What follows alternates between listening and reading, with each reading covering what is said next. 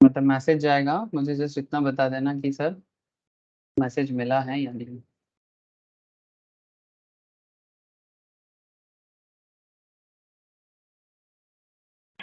मिल गया sir. Okay sir, ठीक है। Okay sir, again good evening to all of you. ठीक है सर, चलो स्टार्ट करते हैं आज का डिस्कशन इकोनॉमिक्स में। ठीक है, तो इकोनॉमिक्स में ये जो टॉपिक अभी चल रहा है ये थोड़ा एडवांस टॉपिक है माइक्रो इकोनॉमिक्स के अंदर। दैट मार्केट है ना सर, तो हम लोग मार्केट के अंदर डिस्कशंस कर रहे हैं। और मार्केट में मैंने ऑलरेडी आप लोगों को परफेक्ट कंपटीशन, मोनोपोली, है ना, मोनोपोली के अंदर भी स्पेशल डिस्कशंस जो मोनोपोली रिलेटेड मैटर है कि specially how to establish a monopoly business, और एक मोनोपोली बिजनेस का कैरेक्टर क्या होता है, एक मोनोपोली कैसे मार्केट में अपना एडवांटेज रख सकता है, किस तरह का बिजनेस करना चाहिए, कौन से प्रोडक्ट का बिजनेस करना चाहिए, है ना, इलास्टिसिटी कैसे एस्टेब्लिश होता है, अगर किसी प्रोडक्ट का इलास्टिसिटी हाई रहते हैं तो क्या करना चाहिए, अगर इलास्टिसिटी लो है तो क्या करना चाहिए, इलास्टिसिटी मॉडरेट है तो क्या करना चाहिए। मैंने एक मोनोपोली बिजनेस आखिर at the end of the day किस तरह से अपना बिजनेस को डेवलप करेगा, है ना सर। उसका कैरेक्टर तो पता ही है, उसका प्रॉफिट रेवेन्यू कलेक्शंस कैसे होता है, उसका मार्जिनल रेवेन्यू के साथ एवरेज रेवेन्यू का कनेक्शन या रिलेशन क्या है, डिमांड कर्व का क्या कनेक्शन है, मोनोपोलिस्ट का रेवेन्यू कैसे जनरेट होता है, वो भी विथ कार्व एंड स्टैटिस्टिक्स। आप लोगों ने देखा होगा सर, ये जो टॉपिक है ये थोड़ा सा ट्रिकी है।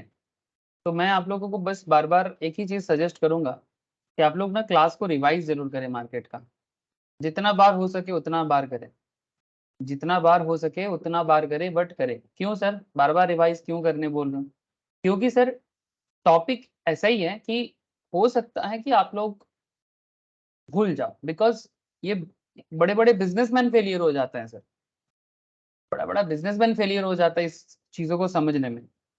तो कहीं ना कहीं ये जो मार्केट का चैप्टर है जहां पर परफेक्ट कॉम्पिटिटिव मार्केट का कैरेक्टर, मोनोपोली मार्केट का कैरेक्टर, और नॉट जस्ट कैरेक्टर, कोई थ्योरी नहीं चल रहा है यहाँ पर, आपको ग्राफिकल प्रेजेंटेशन के साथ मार्केट के बारे में ईच एंड एवरीथिंग सिखाया जा रहा है।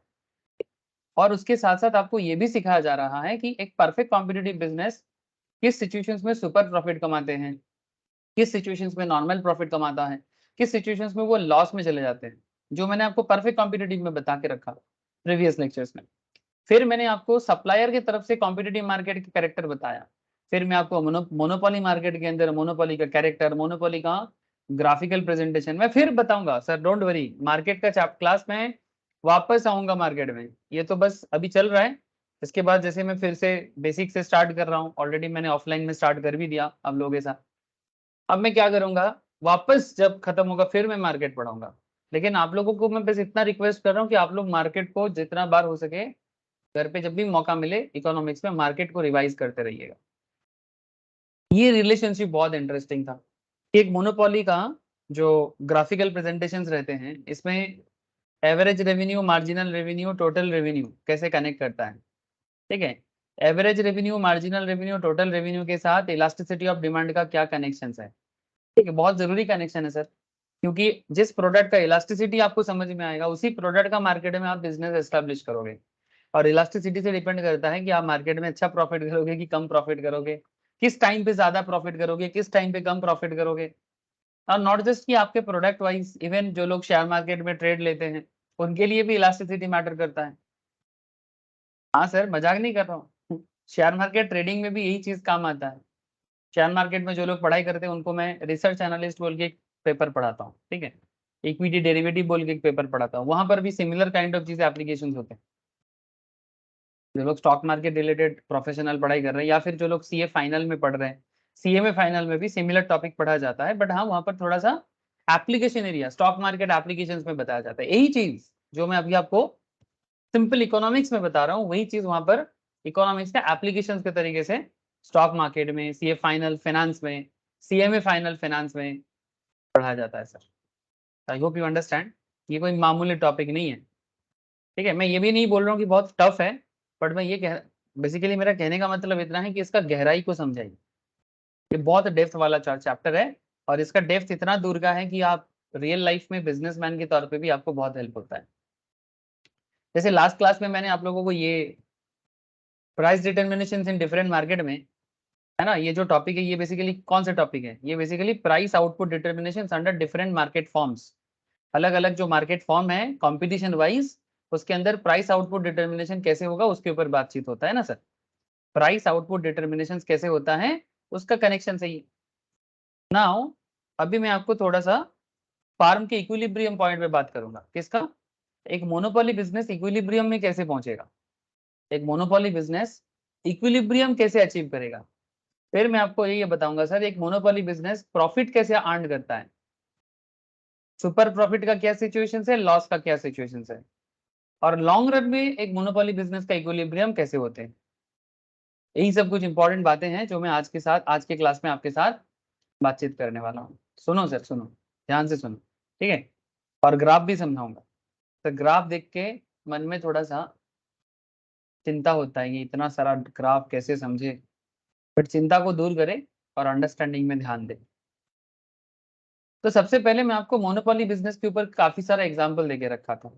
जैसे एक एग्जाम्पल चला, आईआरसीटीसी याद है? हेलो, आईआरसीटीसी के बारे में बताया था। इसका रेलवे में, रेलवे का ये एक मोनोपोली कंपनी है, मैंने एक्चुअली इंडियन रेल डायरेक्टली, वो तो इंडियन रेल ही है मेनली, बट ये जो कंपनी है ये इंडियन रेल का सब्सिडरी है।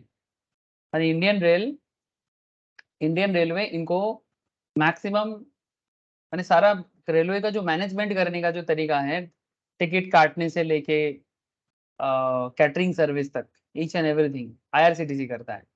तो कहीं ना कहीं आईआरसीटीसी का एक बहुत बड़ा मोनोपोली चलता है। आप देख सकते हो गवर्नमेंट ऑफ इंडिया का कितना परसेंटेज देख रहे हो सर, 67% आईआरसीटीसी में शेयर होल्डिंग है। बाकी और भी बाकी शेयर होल्डर्स जैसे कि बड़े बड़े इन्वेस्टर्स हैं, फॉरेन इन्वेस्टर्स भी हैं, म्यूचुअल फंड कंपनीज हैं, ऐसे बहुत सारे और भी हैं। ये सब चीजें सिखाया जाता है सर शेयर होल्डिंग पैटर्न वगैरह देख के। पहले थोड़ा और ज्यादा था, लेकिन आईआरसीटीसी पहले गवर्नमेंट का 87% स्टॉक होल्ड करता था। बट अभी क्या है ना, स्टॉक मार्केट में लिस्टेड हुआ है ना, तो कुछ तो छोड़ना पड़ेगा। तो गवर्नमेंट ने क्या किया ना, अपना शेयर को डाइवेस्ट कर दिया। क्या कर दिया? डाइवेस्ट कर दिया। इसको बोलते हैं डाइवेस्टमेंट। डाइवेस्टमेंट में क्या होता है, सरकार अपना शेयर होल्डिंग कम कर देता है और पब्लिक को छोड़ देता है। क्या कर देता है सर? गवर्नमेंट अपना शेयर होल्डिंग को थोड़ा कम करके पब्लिक के लिए या किसी और के लिए थोड़ा जगह बना देता है। तो जैसे गवर्नमेंट ने 20% छोड़ा तभी ना हमारे पास शेयर खरीदने का मौका मिला। अगर गवर्नमेंट नहीं छोड़ता तो हम लोग को थोड़ी ना मिल पाता सर। हेलो, अगर गवर्नमेंट थोड़ा नहीं छोड़ेगा तो हम लोग कैसे आईआरसीटीसी का शेयर का चंक ले सकते हैं? नहीं ले पाएंगे। जो भी हो, मैं ज्यादा शेयर शेयर बात नहीं करूंगा, बट इतना कहना चाहता हूँ कि आईआरसीटीसी एक मोनोपोली बिजनेस चलाते हैं। रिसेंटली आईआरसीटीसी का अदानी के साथ एक कुछ हुआ है सर। एक्चुअली अदानी ने एक आईआरसीटीसी का टिकट बुकिंग का कुछ परसेंटेज में उसका शेयर होल्डिंग लिया है। Adani enterprise owned online train ticket booking company Trainman बोल के एक कंपनी है, आई थिंक आप लोगों ने सुना होगा। ठीक है, सुना है आप लोगों ने, ये न्यूज पता है आप लोगों को? अदानी एंटरप्राइज ने ट्रेनमैन बोल के आईआरसीटीसी का जो ब्रांड था उसको खरीद लिया, अच्छा खासा पैसा से। तो सर ऐसे इसमें क्या होता है ना, ये सब बेसिकली पूरा बिजनेस कॉन्सेप्ट है, लेकिन यहाँ इसमें इंडियन रेलवे अदानी को नहीं बेचा। ये बेसिकली टिकट कटिंग का जो कॉन्सेप्ट है ना, मैंने बेसिकली टिकट जनरेशन कॉन्सेप्ट जो है वो बेसिकली एक एजेंसी का तरह से इसको दिया गया। ठीक है, ये देखो क्या लिखा है, authorise train ticket booking agent. Trainman is an IRCTC authorise train ticket booking agent. जो अभी कौन होल्ड करेगा? 100% स्टेक इसका ले लिया है स्टार्क एंटरप्राइज प्राइवेट लिमिटेड। ठीक है, which is popularly known as Trainman. Adani is selling online train ticket from its own platform. अब अदानी के प्लेटफॉर्म से आपको इंडियन रेल का टिकट मिलेगा, जो कि आईआरसीटीसी का एक सब्सिडरी है। तो ये पूरा खेल ना एकदम बिजनेस रिलेटेड खेल है। अब मैं आपको बताना ये चाहता हूं कि कंपनी अपने बिजनेस को और भी कस्टमर के पास पहुंचाने के लिए अलग अलग खेल खेलता है। लेकिन कोर एरिया में कोर एरिया में जब एक कंपनी अपना मोनोपोली बनाता है तो उसको इक्विलिब्रियम भी करना पड़ता है। इसमें उसको प्राइस आउटपुट डिटर्मिनेशन सारा चीजें ध्यान देना पड़ता है। तो आप प्लीज थोड़ा फोकस करिए कि एक फार्म का बेसिक लेवल इक्विलिब्रियम क्या कैसे होता है। सर आप लोगों को बात समझ में आ रहा है? मैं बहुत सारा प्रैक्टिकल बातें कर लेता हूँ, बट क्या आप लोगों को कनेक्शन हो रहा है सर? ये सब बातें कोई किताबी बात नहीं है सर, नॉट जस्ट बुकिश, मतलब किताब का बात तो है, बट सिर्फ बुकिश बात नहीं है, ये रियल लाइफ में बड़ा ही कनेक्टेड बातें हैं। বোঝা যাচ্ছে তো ব্যাপারটা? हेलो, समझ आ रहा है कि नहीं? हाँ सर। Yes sir. तो देखो, फार्म का equilibrium, in case of monopoly the price output equilibrium is that level of price charged and output produced, माने आप कितना दाम लगाओगे अपने प्रोडक्ट पे, प्राइस चार्ज, और कितना आउटपुट प्रोड्यूस करोगे, माने जो भी आपका बिजनेस है उसमें आप कितना प्रोडक्शन करोगे जिसमें कि आपको मैक्सिमम प्रॉफिट हो, जैसे कि आपको मैक्सिमम प्रॉफिट हो to the monopolist, whatever be your business. आपका कुछ भी बिजनेस हो सकता है, आप चाय का दुकान चला लो, चॉप का दुकान चला लो ठीक है, हमारे बंगाल का सीएम लोगों को बोलते हैं कि कुछ ना करो, कुछ नहीं तो कम से कम चॉपेट दुकान खोलो, और रेस्पेक्टेड सीएम लोगों को इंस्पायर करते हैं चॉप दुकान खोलने के लिए। आप लोग सुने हो? हाँ, बड़े बड़े सभा में जाके बोलते हैं চাকরি নেই তো কি হয়েছে, বসে থেকো না, দরকার হলে একটা মোড়ের মাথায় চপ আর চায়ের দোকান খুলে না। चलो अच्छा है, कोई बात नहीं, काम तो काम होता है। मैं काम करने के अगेंस्ट में नहीं हूँ, बट कहाँ कौन सा चीज आप क्या कहाँ किसको बोल रहे हो, ये थोड़ा सोच लेना चाहिए, वट एवर, बट आपको मैक्सिमम प्रॉफिट करना है, ठीक है, maximum profit to the monopolist और विच मिनिमाइज हिज लॉसेस। तो एक मोनोपोली बिजनेस हमेशा क्या सोचेगा, अपना लॉस को मिनिमाइज करे और प्रॉफिट को मैक्सिमाइज करे। बट ये चीज बोलना जितना आसान है, करना इतना आसान नहीं है। ये शायद हम लोग यहाँ पर थियोरेटिकली, थ्योरी में as well as graphically proof तो कर देंगे, बट आपको नहीं लगता कि जो चीज थ्योरी में पॉसिबल है इसको प्रैक्टिकली पॉसिबल कर पाना मुश्किल होता है? हेलो, ख्याली पुलाव बनाने में दिक्कत नहीं होता है सर, हम लोग कई बार मन ही मन में सोच लेते हैं कि इस तरह से हो जाएगा, उस तरह से हो जाएगा, बट बिजनेस का जो कोर रियलिटी है वो हमेशा आपको एकदम थ्योरेटिकली ग्राफिकली एकदम कॉपी बुक नहीं होता है सर। सर ऐसा क्यों? सर बिकॉज वो वास्तव है, और ये सजेशन है, सजेशन में बहुत कुछ अच्छा अच्छा हो सकता है, लेकिन प्रैक्टिकली जो बंदा फेस करता है उसी को पता चलता है। अब बहुत अच्छा भी हो सकता है, बहुत खराब भी हो सकता है, मॉडरेट भी हो सकता है, कहा नहीं जा सकता। काम करने से पता चलता है कि काम में होगा क्या। कोई बंदा बैठे बैठे सोचता रहता है कि मुझे जिंदगी में ये बनना है, मुझे वो बनना है। अरे भाई, बैठे बैठे सोचने से या सोते सोते सोचने में थोड़ी कुछ होगा सर। अपने कंफर्ट जोन से बाहर निकलो, 4 कदम चलो, तब ना पता चलेगा। अपने कंफर्ट जोन छोड़ो, जहां पर तुमको सिक्योरिटी फील होता है। अगर जिंदगी में कुछ अचीव करना है, अगर किसी को कुछ अचीव नहीं करना है तो ठीक है, तब उनके लिए ये बात मायने नहीं रखता। लेकिन सर मैं जितना जानता हूँ, नॉर्मली हर इंसान की जिंदगी में ऑब्जेक्टिव होते हैं, सभी के जिंदगी में अपना सपना होता है, ड्रीम होता है, फाइनेंशियल ड्रीम होते हैं, बिजनेस ड्रीम होते हैं, और बिजनेस ड्रीम अच्छा रहेगा तभी ना फाइनेंशियल ड्रीम पूरा होगा। अरे, अगर आप सही तरह से सोचोगे तभी ना आपका बिजनेस ड्रीम या पैसा वाला जो कॉन्सेप्ट है, अच्छा ज्यादा पैसा कमाने का जो कॉन्सेप्ट है, ये रातों रात थोड़ी पूरा हो जाता है। पापड़ बेलना पड़ता है, पापड़ समझते हो? यहाँ पर पापड़ इन द सेंस मेहनत, जो भी हो। लेकिन एक मोनोपोलिस्ट को प्रॉफिट करना है मैक्सिमम, लॉस करना है minimum. The price output combination, मैंने आपको इस तरह से दाम और प्रोडक्शन को चलाना है which yield maximum or optimum profit to the monopolist is determined at the point where two conditions are satisfied। तो थ्योरी क्या कहता है या ग्राफ क्या कहता है, चलो देखते हैं। ये फिगर देखे सर, ये जो ग्राफिकल फिगर आपके सामने है, ये ग्राफ आपको क्या कहता है? एक मोनोपोली का ग्राफ बनाओ सर, एक मोनोपोली बिजनेस का ग्राफ बनाओ, चाहे आप इसको you can fail it like IRCTC, जो भी मोनोपोली बिजनेस चलता है, आप इसको गूगल भी फील कर सकते हो, ठीक है। Google is not exact monopoly, but मैं तो सोचता हूँ कि इंडिया में मोनोपोली है। वट एवर, जो भी मोनोपोली बिजनेस आपके सामने आए, उसका रेवेन्यू मॉडल, उसका ग्राफिकल प्रेजेंटेशन ऐसा होता है।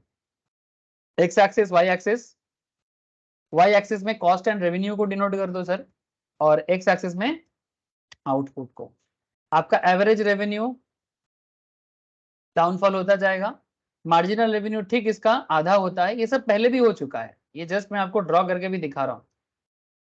मार्जिनल रेवेन्यू जस्ट उसके मिडिल में होते हैं, वाई एक्सिस और एआर एक्सिस के, मतलब एआर एवरेज रेवेन्यू के ठीक मिडिल में होते हैं। अब यहाँ पर आप ध्यान देना, बिजनेस का दो रेवेन्यू कर्व, एक एवरेज रेवेन्यू, एक मार्जिनल रेवेन्यू। जिन लोगों ने रेवेन्यू का चैप्टर अभी तक नहीं पढ़े हो उनको लिए मेरा रिक्वेस्ट है सर, आप प्लीज आप लोग रेवेन्यू का क्लास ना एक बार सुन लो। मैं आशा करता हूँ कि आप सभी ने रेवेन्यू एक बार कर चुके हो, है ना। तो आपको ये दिक्कत नहीं करेगा कि एवरेज रेवेन्यू क्या होता है, मार्जिनल रेवेन्यू क्या होता है, या फिर टोटल रेवेन्यू क्या होता है। तो मैं उसको फील कर सकता हूँ कि आप लोगों को पता है। अगर बाई चांस याद नहीं आ रहा है तो आपको पता ही है आपको क्या करना चाहिए। लेकिन सर फिलहाल आप एक बात को समझे सर, किसी भी बिजनेस का जो रेवेन्यू है, रेवेन्यू माने क्या, अर्निंग, है ना। रेवेन्यू और कॉस्ट ये क्या है, मार्जिनल कॉस्ट। ये जो डॉट डॉट करके जो कॉस्ट लाइन है, ठीक है, ये कॉस्ट लाइन नीचे से कट करता है रेवेन्यू लाइन को। MC curve cuts the MR curve from below, ये देखो यहां से MC curve cut the MR curve from below, जिस पॉइंट में कट करता है उसे कहते हैं इक्विलिब्रियम। और जिस पॉइंट में कटिंग होता है वहां पर एमसी और एमआर इक्वल हो जाता है, माने marginal cost and marginal revenue equal हो जाएगा। अब आपको एक छोटा सा चीज बताऊं, कॉस्ट एंड रेवेन्यू, आप मार्जिनल को थोड़ा 2 मिनट साइड कर दो, कॉस्ट इक्वल्स टू रेवेन्यू, माने बिजनेस के लिए क्या सिचुएशन है, ना तो प्रॉफिट का ना तो लॉस का। आप जितना खर्चा कर रहे हो आपका रेवेन्यू उतना है। तो जिस पर्टिकुलर पॉइंट के अंदर, जिस पर्टिकुलर पॉइंट में आपका बिजनेस कॉस्ट और रेवेन्यू इक्विलिब्रियम सिचुएशंस में आ जाता है, उस सिचुएशंस को कहते हैं इक्विलिब्रियम, माने एक समानता। ठीक है, एक समानता में आप आ गए। ठीक है, जिस पॉइंट में आके, अब अगर आप ये चीज ऐसी एक बार कर लेते हो ना मोनोपोली में, अब आगे आपको रोकना नामुमकिन जैसा हो जाएगा। माने अभी आपका एक बार आप अगर इक्विलिब्रियम कर लेते हो, अब आगे सोचो कि आपका प्रॉफिट ही प्रॉफिट होना है। आपका रेवेन्यू दिन ब दिन बढ़ता जाएगा, आपका रेवेन्यू दिन ब दिन बढ़ता जाएगा, और कॉस्ट आपका दिन ब दिन घटता जाएगा। ठीक है, और आपका मार्केट शेयर भी बढ़ता जाएगा। कितना सारा मार्केट में बिजनेस है, मैं आपको क्या बताऊं, जो एक तरह से कोशिश करता है, ऐसे आईआरसीटीसी तो फिर भी गवर्नमेंट सपोर्टेड है, और पब्लिक सर्विस मतलब गवर्नमेंट सपोर्टेड है, और इनका एक क्या है ना, रेलवेज प्रॉफिट तो करता है बट सर्विस भी देता है ना। अगर यही railways private company totally control करता ना, तो आपको लगता है टिकट का दाम इतना कम रहता, जितना है उससे भी कम, उससे भी ज्यादा हो जाता ना। हाँ सर, टिकट का प्राइस जितना है, आपको नहीं लगता अगर ये प्राइवेटली ऑपरेट होता तो इससे और ज्यादा दाम होता? सर। यस और नो? हाँ सर, यस।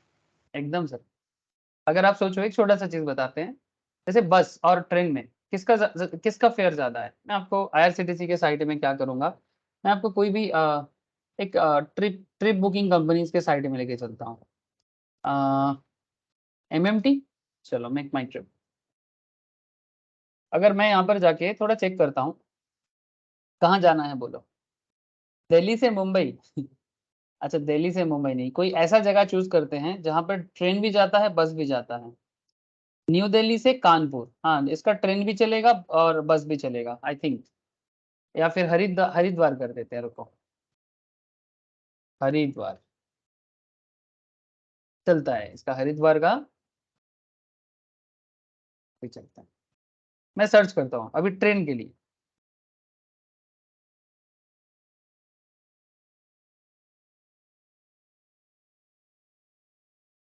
तो दिल्ली से अगर आपको हरिद्वार जाना है तो आपके सामने आप देख सकते हैं ना, मिनिमम देखो सर, कम से कम कितना प्राइस पड़ेगा आपका। सर आप 550 में जा सकते हो, 395 में जा सकते हो तत्काल में, वो भी तत्काल में, है ना। मैं कल का टिकट देख रहा था, 395 में आप पहुंच सकते हो स्लीपर में, 185 भी है नॉर्मल प्राइस, तत्काल में थोड़ा ज्यादा। ठीक है तो जस्ट इमेजिन, ये तो आई थिंक ये वंदे भारत का प्राइस है, ये बीटीटीडीएस आई थिंक वंदे भारत, इसलिए थोड़ा दाम ज्यादा है। मे भी ऐसा ही लग रहा है मुझे। अच्छा यही चीज अगर मैं बस में देखूँ तो, अगर यही टिकट का दाम है बस में देखूँ तो क्या लगता है आपको, प्राइस ज्यादा होगा ना? मुझे तो लगता है प्राइस ज्यादा होगा। अब सेम डेस्टिनेशन अगर करेंगे बट इस बार बस करना है सर, दिल्ली से हरिद्वार। आप लोगों को पता है चीजें, जस्ट मैं एक एग्जाम्पल के तौर पे यूज कर रहा हूँ। अगर आपको दिल्ली से हरिद्वार बस में जाना है, आपका बस का मिनिमम फेयर पड़ जाएगा 650, है ना? उससे भी ज्यादा 800, 850, ठीक है, 1050। तो कहीं ना कहीं बस का फेयर ज्यादा दिख रहा है। मैं कंपेयर नहीं कर रहा हूँ बस और ट्रेन में, जस्ट आपको एक आइडिया दे रहा हूँ। अगर ये प्राइवेटली ऑपरेट होता तो कहीं ना कहीं इसका दाम ज्यादा और हो जाता, क्योंकि सरकार यहाँ पर चलाते हैं तो थोड़ा सर्विस ओरिएंटेड भी फोकस करते हैं। ऐसे एग्जाम्पल के तौर पे मैं आपको कोई मोनोपोली बिजनेस में कौन है, ऐसा कौन है जो एकदम प्योर मोनोपोली करता है, इसका कोई सब्स्टिट्यूट नहीं है। एक है आपका, बहुत सारा है सरकारी कंपनी, जैसे, एक सेकेंड, आकाश, एयरलाइंस इंडस्ट्री में तो मोनोपोली नहीं है, एयरलाइंस में मोनोपोली नहीं है। अगर आप IRCTC का भी अगर आप देखो, चलो मुझे अभी और दूसरा कोई याद नहीं आ रहा है तो मैं IRCTC ले रहा हूँ। अगर आप इसका फाइनेंशियल्स देखो तो ये क्या कर रहा है, देखो, ये अकाउंट्स है, ये फाइनेंस है, रेवेन्यू से कॉस्ट को माइनस करेगा, ठीक है? ये अकाउंटिंग कॉन्सेप्ट है। इकोनॉमिक कॉन्सेप्ट में आपको पता है, एवरेज रेवेन्यू, मार्जिनल रेवेन्यू, ठीक है, टोटल रेवेन्यू वहां पर कंप्लीट मिला के होता है। वहां से कॉस्ट को माइनस करते हैं तो कंपनी को क्या मिलता है, प्रॉफिट मिलता है ना? रेवेन्यू से ये कॉस्ट है sir, raw material cost, power fuel cost, employ का खर्चा, सेलिंग एडमिनिस्ट्रेशन का खर्चा, ऑपरेटिंग खर्चा, तब ना जाके बिजनेस को प्रॉफिट होगा। अगर यही खर्चा ज्यादा हो जाए तो कंपनी लॉस में चला जाएगा। हेलो, अगर यही कॉस्ट ज्यादा पड़ जाए तो कंपनी लॉस में चला जाएगा। यस और नो? जैसे एग्जांपल के तौर पे मैं आपको कोई एयरलाइंस बिजनेस में लेके चलूं, इंडिगो, ठीक है, देखो, इंडिगो, इंडिगो अभी थोड़ा इसका बिजनेस अच्छा हुआ है, लास्ट ईयर तक तो बहुत मुश्किल था। आप इसका रेवेन्यू देखो और यहाँ से इसका कॉस्ट को माइनस करो। लास्ट ईयर तक तो ये नेट इनकम देख सकते हैं आप, 6000 करोड़ के लॉस में था, अब जाके इसका 305 करोड़ का लॉस आया है। तो ये काफी अच्छा है, और इसके पीछे और भी रीजंस है। पावर फ्यूल कॉस्ट कम हुआ है, यानी जो फ्यूल कॉस्ट है ना, ये फ्यूल कॉस्ट बहुत कम हुआ है कंपेरेटिवली इंटरनेशनल मार्केट में। तो ये वन ऑफ द रीजंस है, और इनका मार्केट शेयर भी बढ़ा है। लास्ट ईयर अगर 2022 में 26,000 का रेवेन्यू जनरेट हुआ था आउटपुट, इस बार 55,000 का रेवेन्यू जनरेट हुआ, तो कहीं ना कहीं बिजनेस डेवलप हुआ है, ठीक है। लेकिन आप इसका उल्टा साइड में दूसरा एक बिजनेस है जेट एयरवेज का। अब अगर इसको देखोगे, इसका शेयर का दाम भी हालत खराब है, ये अपना ऑपरेशन बंद करके बैठा हुआ है। इसका फाइनेंशियल्स चेक करो, रेवेन्यू मॉडल और कॉस्टिंग चेक करो आप। इसका रेवेन्यू एक जमाने में अच्छा था सर, इसका रेवेन्यू एक जमाने में अच्छा था। इफ यू चेक 2018 का सिचुएशन देखो आप, 2018 वगैरह का सिचुएशन देखो, 23,000 का रेवेन्यू था, प्रॉफिट भी कर रहा था। नेट इनकम नेगेटिव 18 से ही थोड़ा खराब हुआ, उससे पहले 1400 करोड़ का प्रॉफिट था। लेकिन देखो सर, बिजनेस इसका नेगेटिव चला गया, 18 से 19 से ऑपरेशन ही बंद कर दिया। अभी भी फ्लाइट लाइव नहीं हुआ है, मैंने कोशिश चल रहा है, वापस आएगा ऐसा बोला जा रहा है, बट पता नहीं सर कब आएगा, मैंने एग्जैक्टली डेट अभी तक डिसाइड तो नहीं हुआ है। तो मैं कहना क्या चाहता हूँ सर, मैं कहना ये चाहता हूँ कि हर बिजनेस का इच्छा होता है कि भाई कम से कम कॉस्ट और रेवेन्यू लेवल में हम लोग एक इक्विलिब्रियम अचीव करें। और मोनोपोली के लिए तो वो बहुत ही अच्छा चीज है। एक बार आप मोनोपोली एस्टेब्लिश कर दिए ना, तो धीरे धीरे आपका जगह पक्का बन जाता है। अब इसको आप ऐसे देखो, जैसे यहाँ पर जो ई पॉइंट है, जहां पर MC equals to M R है, MC माने मार्जिनल कॉस्ट, MR माने रेवेन्यू, ठीक है। सो इक्विलिब्रियम आउटपुट क्या बनेगा, इसको आप बेसिकली बचपन में आप लोग क्लास 10 12 में ये पढ़ते थे ना, थ्योरेम, हम लोग बंगाली में इसको बोलते थे उपपाद्य। बंगाली में हम लोग ऐसे पढ़े हैं, उपपाद्य, मेरा बंगाली मीडियम था सर तो थ्योरेम वगैरह जब पढ़ते थे जैसे प्रूव करना पड़ता था, ठीक है। कैसे प्रूव होता था, marginal cost equals to marginal revenue. अब इसको प्रूव करने के लिए ये देखो, इक्विलिब्रियम आउटपुट कितना है, O P A ठीक है, ये ओवरऑल सिनेरियो देख रहे हैं आप। तो equilibrium output is O Q, कितना बता रहे हैं सर, इतना आउटपुट आप बनाओ। ओ क्यू आपका क्या है, आउटपुट है। प्राइस कितना हो जाएगा, प्राइस कितना हो जाएगा, ए क्यू। ओ क्यू आउटपुट के लिए आपका प्राइस कितना बढ़ जाएगा, इधर आपका रेवेन्यू है ना, तो ये आपका प्राइस है ए क्यू। तो आउटपुट है O Q, price revenue area है ए क्यू। तो ओ क्यू आउटपुट के लिए प्राइस पड़ रहा है ए क्यू, या फिर आप ऐसे भी बोल सकते हो, और ओपी माने सेम है ना, OP equals to A Q. तो ओपी एपी ए क्यू या ओपी को आप सिमिलरली यूज कर सकते हो, बिकॉज इन सेम सिनारियो में पैरेलली है OP equals to A Q, तो आप इक्वली इसको यूज कर सकते हो। तो रेवेन्यू कितना हो जाएगा, OP A Q total revenue. Please मुझे बताओ सर, ये कोई न्यू चीज नहीं बताया मैं आपको, ये सब आप लोग बचपन में थ्योरम करते थे। ओ पी ए क्यू, इतना revenue total, output into price, output into price, जितना आपका आउटपुट है उसके साथ प्राइस को इनटू करके आपको रेवेन्यू मिलता है। ये तो किसी भी बिजनेस का कॉन्सेप्ट है। अगर आप 10 प्रोडक्ट बेचोगे, एक प्रोडक्ट का दाम अगर 5 टका है, तो आपका टोटल रेवेन्यू कितना हो जाएगा, 50 टका। या फिर आप अगर आप 1 लाख प्रोडक्ट बेचोगे, 5 टका करके दाम है, तो कितना रेवेन्यू है, 5 लाख। तो ये जो एरिया है ये क्या बता रहा है, ये आपका टोटल रेवेन्यू एरिया को डिनोट कर रहा है। बात समझ में आया, हेलो,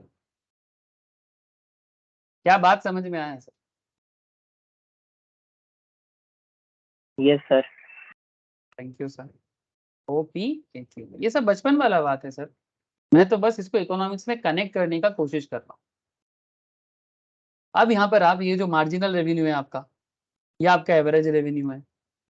अब मार्जिनल रेवेन्यू को मार्जिनल कॉस्ट का नीचे से कट करता है, ये कॉस्ट का एक बहुत बड़ा कैरेक्टर है।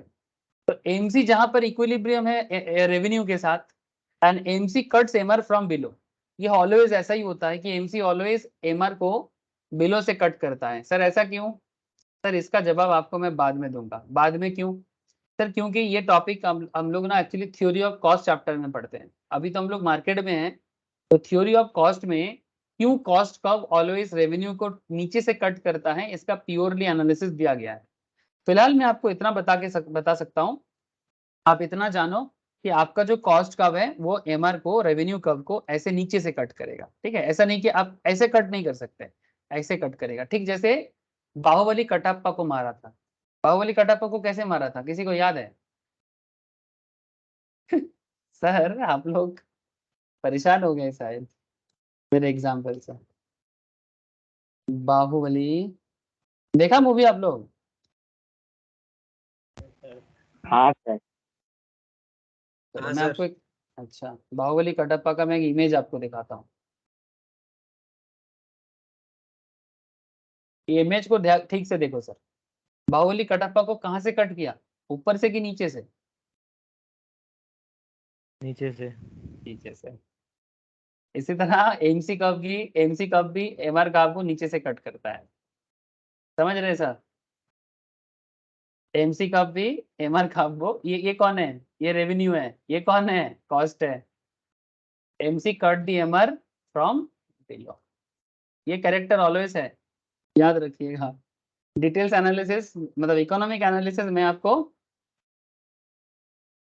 कॉस्ट के चैप्टर में बताऊंगा, लेकिन इसको याद रखने के लिए ये मूवी वाला एग्जांपल आप याद रख सकते हो। ये मेरा बहुत ही पॉपुलर ऑब्जर्वेशंस में से एक है, मतलब मैं खुद ही बोल रहा हूँ सर। ठीक है, मतलब ये चीज मैं, बाहुबली मूवी जब आया था तब एक दिन इकोनॉमिक्स क्लास कराते कराते, और ये इमेज देखने के बाद मेरे दिमाग में क्लिक किया।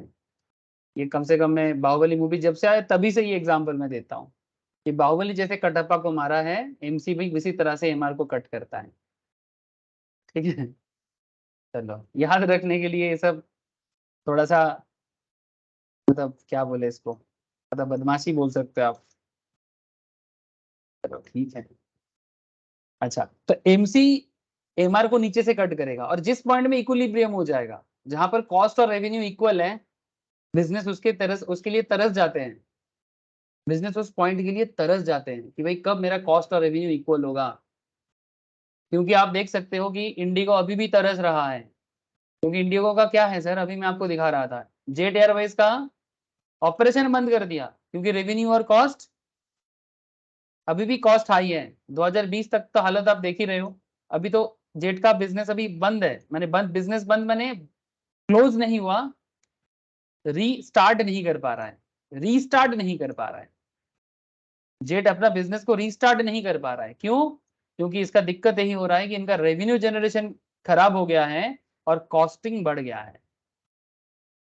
क्या करना है आपको? मिनिमम लेवल में कॉस्ट और रेवेन्यू को इक्वल रखने का कोशिश करना है अगर आपको अपनी मार्केट में एस्टेब्लिश होना है।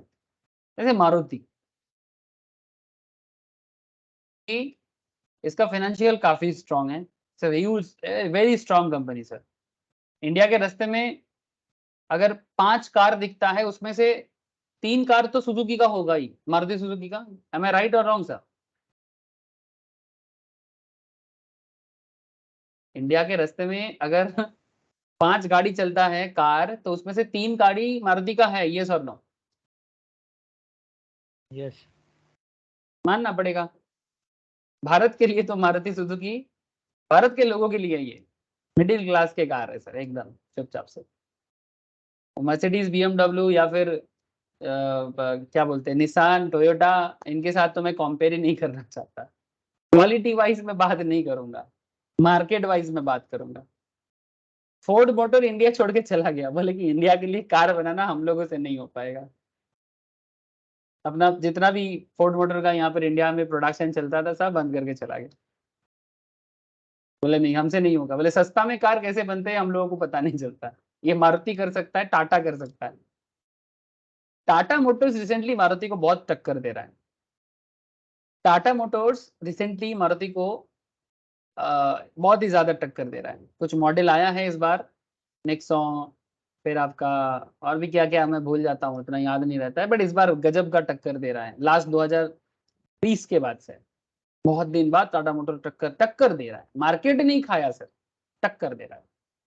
ठीक है, तो एक्चुअली क्या है कि टाटा मोटर का जो अभी चेयरमैन है चंद्रशेखर राव, आई थिंक चंद्रशेखर राव, उनका वाइफ रास्ते में बाई कार जा रहे हैं, तो उनका वाइफ बोल रहे हैं कि आप टाटा का चेयरमैन है, रास्ते में टाटा का गाड़ी नहीं दिख रहा है, कुछ तो करो।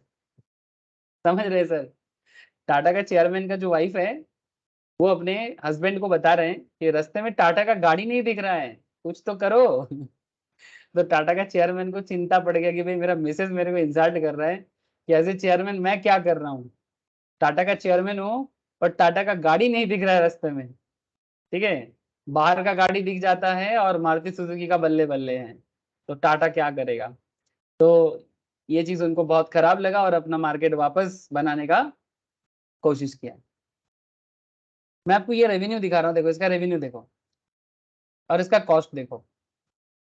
मारुति सुजुकी 2023 में 1,19,889 करोड़ कमाया है। कॉस्ट देखो सर, मेन कॉस्ट जो है एम्प्लॉय कॉस्ट है 1,06,553 करोड़।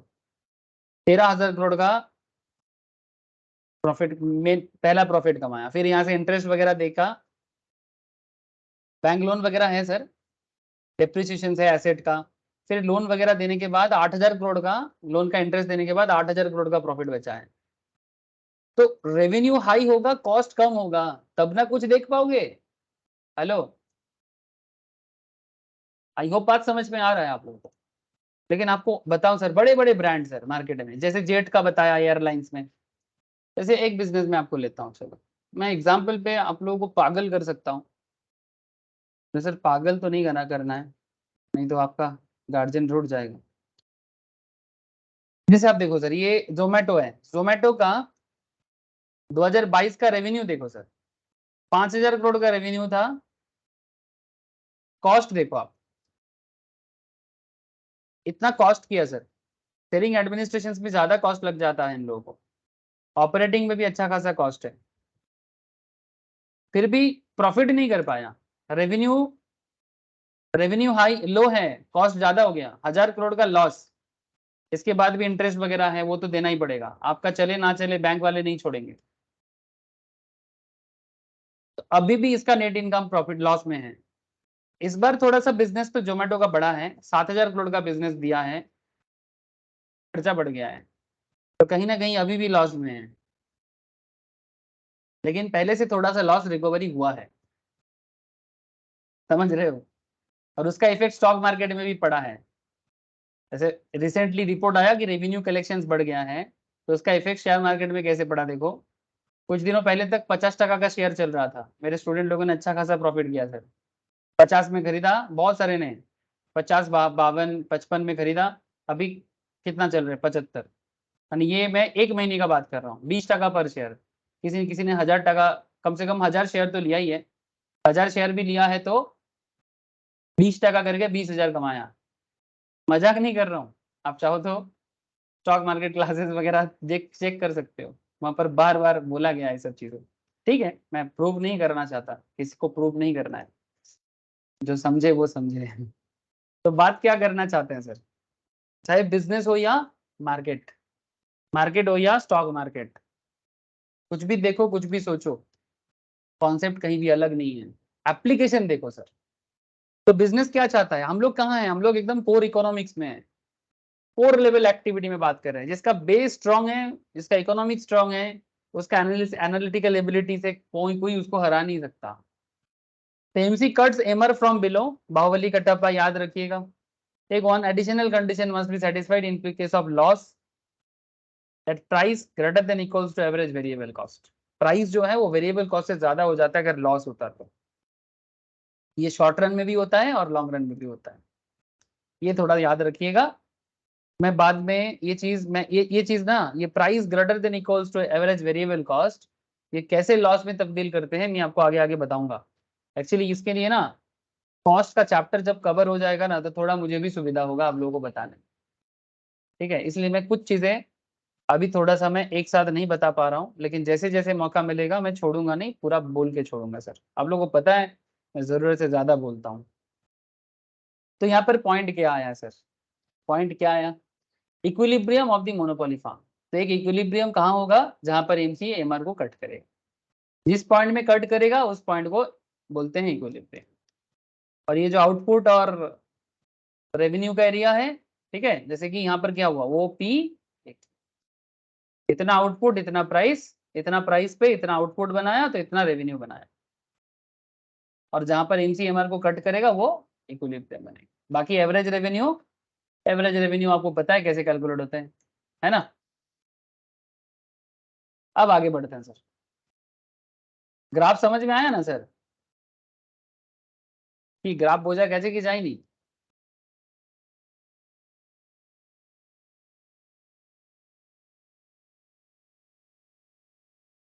बोलो सर बोलो, समझ में आया, आ रहा है कि नहीं।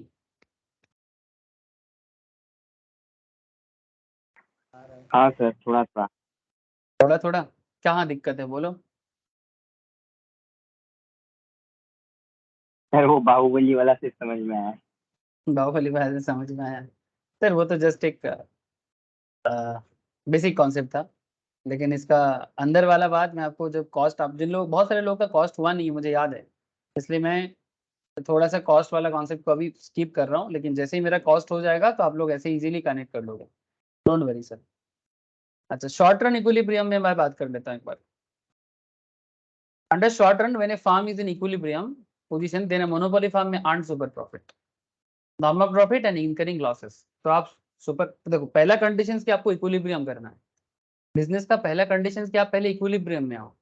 जब तक आप इक्विलिब्रियम में नहीं आओगे, जब तक आप स्टेबल नहीं बनोगे, तो सुपर प्रॉफिट का चांसेस वगैरह ये सब बात तो हो ही नहीं सकता। तो पहले आप इक्विलिब्रियम पोजीशंस पे आ जाओ, उसके बाद मैं शॉर्ट रन पे बात करो, फिर मैं लॉन्ग रन में भी बात करता हूँ। Under short run when farm is in equilibrium position, then a monopoly firm may earn super profit, normal profit and incurring losses also, depending upon its ATC conditions, मैंने एवरेज टोटल कॉस्ट का conditions.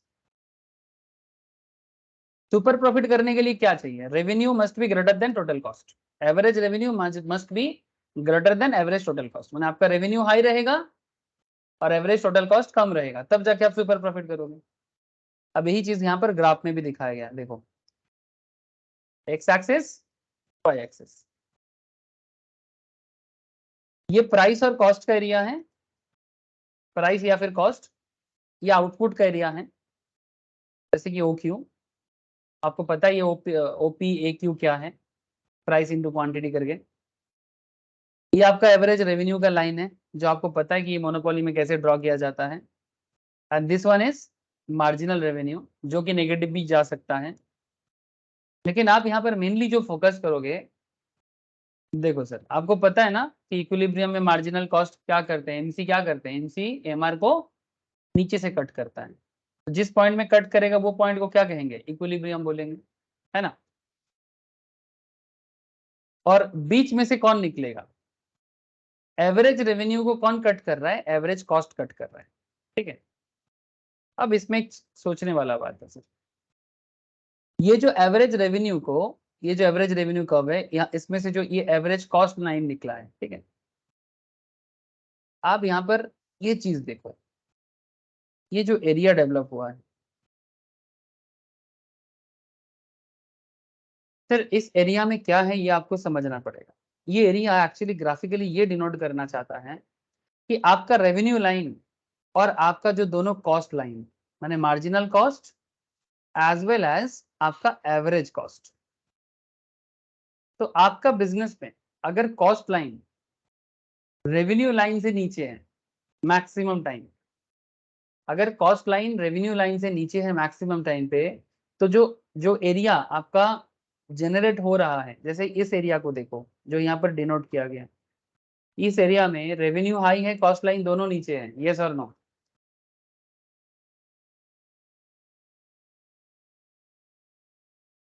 दोनों cost line नीचे हैं और दोनों revenue line अपर situations में, हाँ या ना।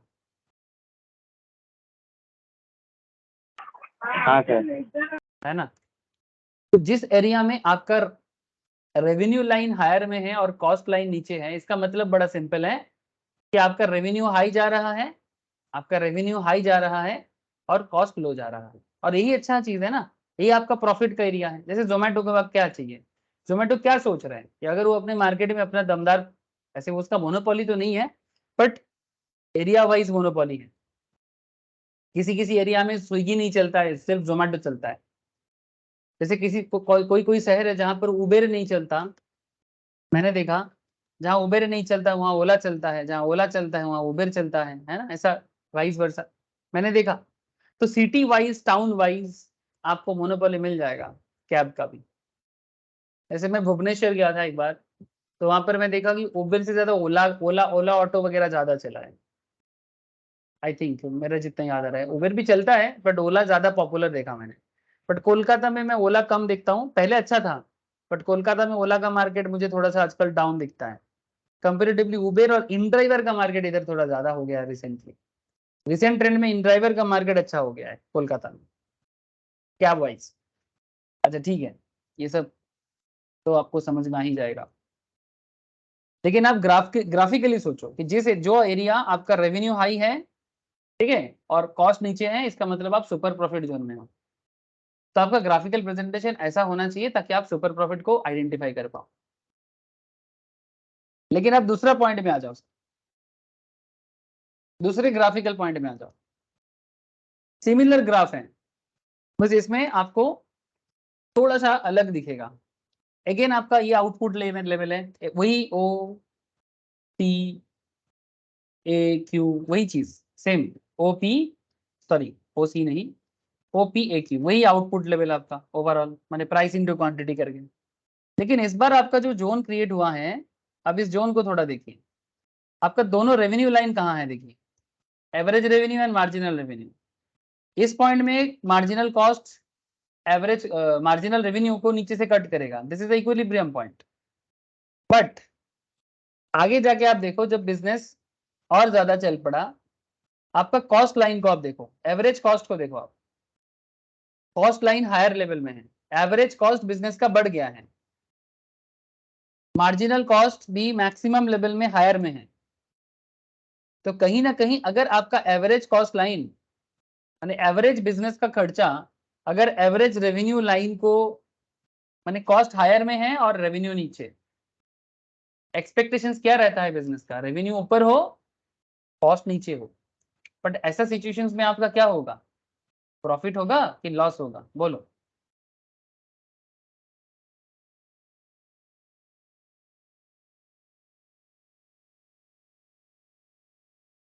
बात समझ में आ रहा है सब?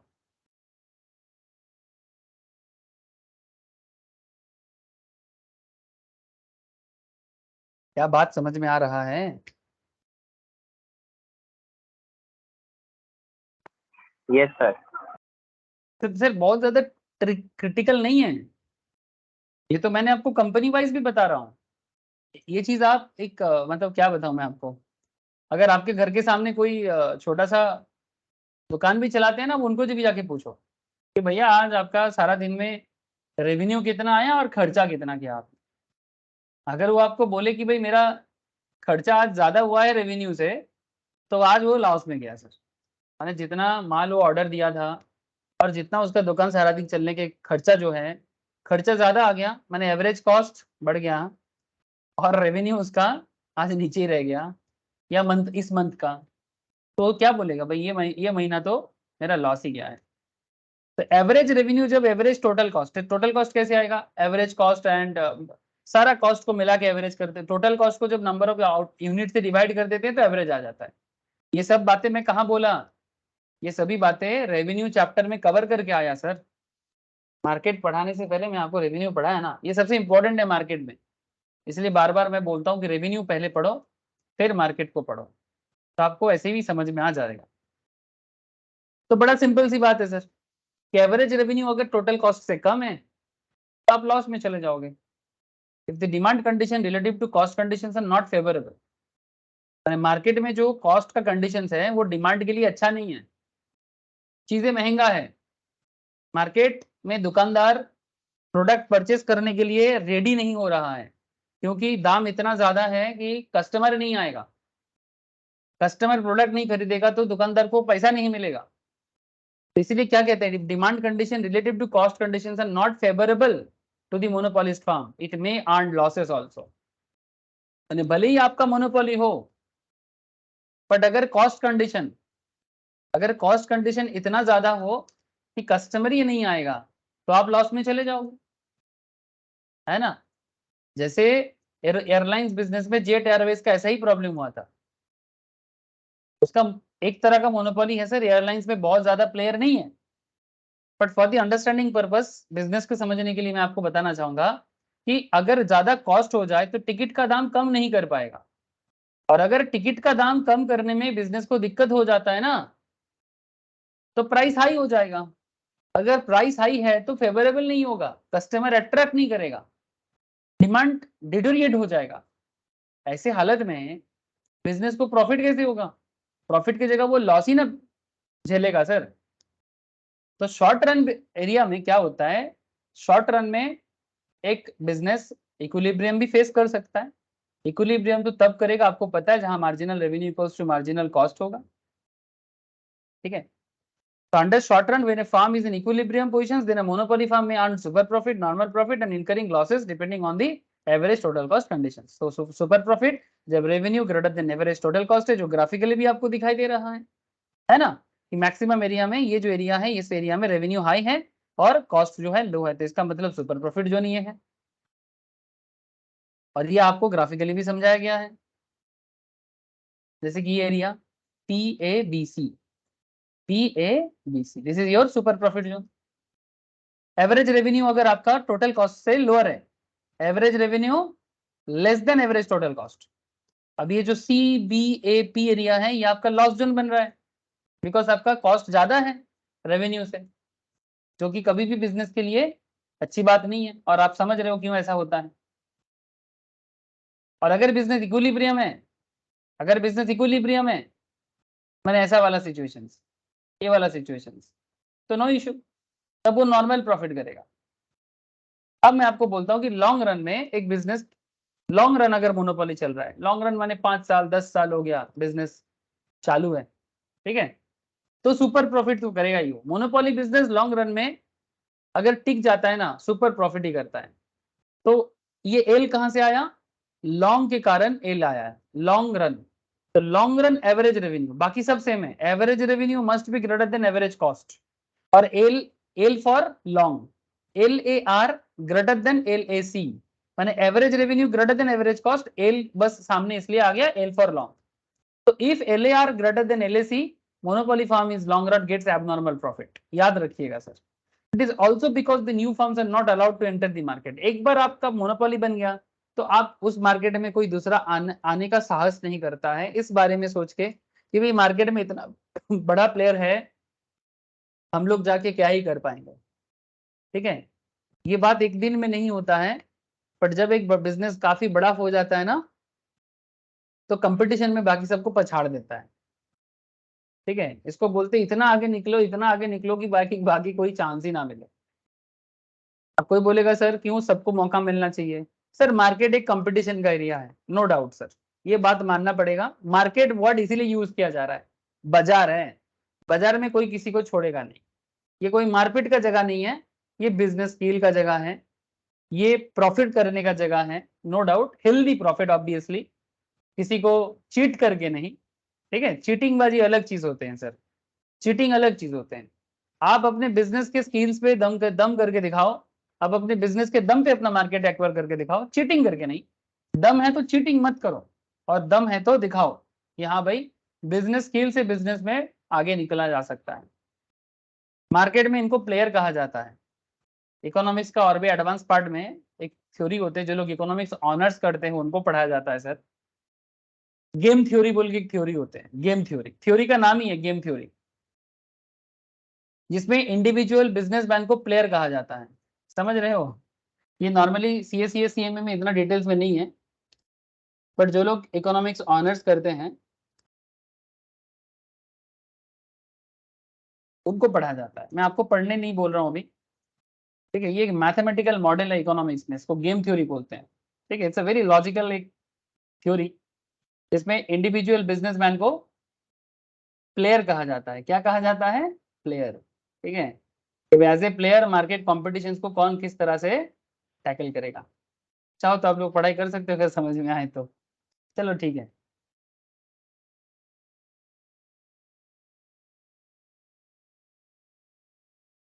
हर बात बोलना पॉसिबल नहीं है। अभी आप बोलोगे सर गेम थ्योरी भी समझा दो, छोड़ो सर, दिमाग में आया तो बोल दिया, छोड़ दो। अच्छा, अब बिजनेस लॉन्ग रन में टिक गया, सुपर प्रॉफिट करेगा, कंडीशन वही है। सुपर प्रॉफिट करने का कंडीशन सही सेम है। आपका जो एवरेज कॉस्ट है और आपका जो मार्जिनल कॉस्ट है, ठीक है, इससे आपका रेवेन्यू लाइन हाई लेवल में रहेगा। जैसे ये सिचुएशंस में आपका जो ये जो सिचुएशंस है ना, ये जो PABC सिचुएशंस है, इस सिचुएशंस में आपका रेवेन्यू हायर साइड में है, कॉस्ट लोअर साइड में है।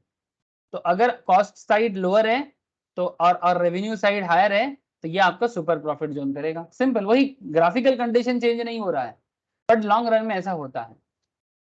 इसलिए बोला जाता है कि लॉन्ग रन में अगर कोई मोनोपोली अपना मार्केट में दम बना लेते हैं तो वो एबनॉर्मल प्रॉफिट करता है। It is so because the new firms are not allowed to enter the market to one super profit level, sorry long run average revenue must be greater than long run average cost, जो आपको graph के अंदर theorem wise भी prove करके दिखाया गया है। आप चाहो तो इसका ये जो इसको बोलते हैं ना, मतलब ग्राफ ड्राइंग कॉन्सेप्ट को भी आप पढ़ सकते हो। अब इसको भी एग्जाम में लिख के आना पड़ता है अगर थ्योरेटिकल है तो, और अगर आपको ग्राफ देख के बताना पड़ता है, जैसे कि objective questions normally CA level में सीएमए लेवल में होते हैं। That equilibrium price OP the firm produces OQ output, OP price में OQ output, the firm produces OQ output since at the output level OQ firms AR is more than is LAC, average revenue is more than average cost, it gets profit of AB, ये जो है ये profit है per unit. Total profit Bing क्या हो जाएगा, equal to the shaded are PABC output into quantity, इस तरह से आया, ये आपका प्रॉफिट जोन है। इसीलिए आपको वहां पर प्रॉफिट जोन को डिनोट करना पड़ा। Under long run monopoly firm can produce at optimal और सब ऑप्टिमल लेवल। एक मोनोपोली फार्म अगर एक बार लॉन्ग रन में आ जाए तो ऑप्टिमल लेवल में, मैंने एकदम सफिशिएंट लेवल में या सब ऑप्टिमल लेवल में काम करते हैं। In other words it can produce at a minimum average cost, माने लॉन्ग रन में अगर आप टिक गए ना, आप मिनिमम कॉस्ट में प्रोडक्शन करोगे, मिनिमम कॉस्ट में। रेलवे कहाँ सुपर प्रॉफिट करता है? हाँ बोलो सर। रेलवे कहाँ सुपर प्रॉफिट कर पाता है? रेलवे कहाँ से सुपर प्रॉफिट कर पाता है, ये सवाल किया आपने सर। हाँ sir. Sir railway super profit चाहे तो कर सकता है, यही बात तो मैं आप लोगों को शुरू में बोला। मैंने यही बात आप लोगों को स्टार्टिंग में बोला कि रेलवे प्रॉफिटेबल है, लेकिन चाहे तो वो कर सकता है, लेकिन वो नहीं करेगा। आप मुझे बताओ, रेल का कोई सब्स्टिट्यूट है? नहीं सर। तो आप मुझे बताओ, अगर रेलवे को ओपनली छोड़ दिया जाए, ओपन मार्केट में छोड़ दिया जाए कंप्लीटली, आपको नहीं लगता जो टिकट 1000 टका में बिकता है वो टिकट 3000 में भी बिक सकता है?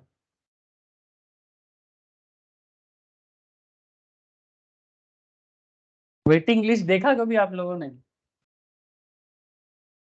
हाँ, कभी आप वेटिंग लिस्ट देखे हो? चलो मैं आपको प्रूफ दिखाता हूँ। कहाँ जाना है बोलो? चलो हावड़ा से विशाखापत्तनम जाओगे? चलो मैं आपको बताता हूँ क्या प्रॉब्लम है यहाँ पर। से फॉर एग्जाम्पल आज आपको हावड़ा से विशाखापत्तनम जाना है, आपको टिकट मिल जाएगा आपको लगता है? करके देखो, मैं गारंटी देता हूँ आपको कि आपको वेटिंग लिस्ट पहले दिखेगा। इंडिया के किसी भी कोने में आप जाने की सोचो, मैक्सिमम जो भी हाईफाई रूट है, सभी रूट में आपको सबसे पहले आपको ना उसके उसके अंदर आपको सबसे पहले यही दिखेगा, वेटिंग लिस्ट। अच्छा, आपको नहीं लगता कि वेटिंग लिस्ट की जगह रेलवे टिकट का दाम बढ़ा सका? हाँ, और सिर्फ उसको टिकट बेच दे जो ज्यादा दाम पे करेगा। क्या कहते हो?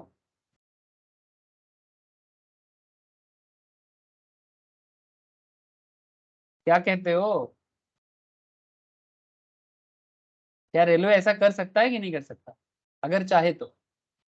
क्या आप लोगों को मेरा बात समझ में आया? Yes sir. मेरा बात समझ में आया ना? रेलवे चाहे, अगर रेलवे ने चाहा तो मार्केट को मोनोपोली में, मोनोपोली तो उसका है ही, बट वो चाहेगा ना तो ज्यादा से ज्यादा दाम लगा सकता है, और लोगों के पास कोई उपाय भी नहीं रहेगा। 1000 का टिकट को 1500 में आराम से कमा सकता है। 1500 का टिकट को 2000 में आराम से कमा सकता है, क्योंकि इंडियन रेल का कोई सब्स्टिट्यूट है नहीं। लोग 15 दिन, 20 दिन, 1 महीने से वेट करते, टिकट नहीं मिलता। 1 महीना छोड़ो, कई बार तो ऐसे होते हैं कि 3-3 महीना वेट करके भी टिकट नहीं मिलता, स्पेशली जब भी सीजन का होता है हर एरिया का, आप देख लेना। तो रेल चाहे तो कर सकते हैं, बट रेल का कुछ सर्विस का भी एरिया है सर। और रेलवेज बेसिकली इंडिया का जो सोशल स्ट्रक्चर को डेवलप करने में, ट्रांसपोर्टेशन सेगमेंट को डेवलप करने में मेनली काम करते हैं। प्रॉफिट वो करता है, ऐसा नहीं कि प्रॉफिट नहीं है। अब आईआरसीटीसी का प्रॉफिटेबल देख सकते हो, बट वो नहीं करता है। बट अगर आप कोई दूसरा बिजनेस देख लो जिसका कोई मार्केट में प्रॉपर कॉम्पिटिटर नहीं है और वो प्राइवेटली कंट्रोल होता है, वो सुपर प्रॉफिट करेगा ही करेगा। मेरे को सवाल कौन किया था, तुषार? हाँ सर। तुषार तू एक काम कर, कोई भी ऐसा बिजनेस ढूंढ जो अपने बिजनेस सेगमेंट में मोनोपोली करता है और लॉन्ग रन में है और ओपन मार्केट में है। ओपन मार्केट माने कोई रोक टोक नहीं है, और उसका कोई प्रॉपर कॉम्पिटिटर नहीं है, और लोग उसके बिना बिजनेस कर ही नहीं सकता, ऐसा हालत है। तो वो 100% सुपर प्रॉफिट करेगा। तुम चेक करके देखो, तुम चेक करके मुझे बताना। मैं आपको और भी एग्जांपल्स आगे आगे शेयर करूंगा। ठीक है, एकदम प्योर मोनोपोली है मेरे पास। ऑलिगोपोली वाला बहुत एग्जांपल्स आ रहा है मेरे दिमाग में, बट प्योर मोनोपोली में प्राइवेट कंपनी जैसे गूगल। अच्छा, अगर आप गूगल को देख लो, गूगल प्योर मोनोपोली नहीं है, बट फिर भी गूगल एक तरह का मोनोपोली बना के रखा हुआ है। गूगल एक तरह का मोनोपोली बना के रखा हुआ है। गूगल के पास पैसा नहीं है क्या? क्या बोलते हो आप, बोलो? गूगल, सॉरी, मार्केट शेयर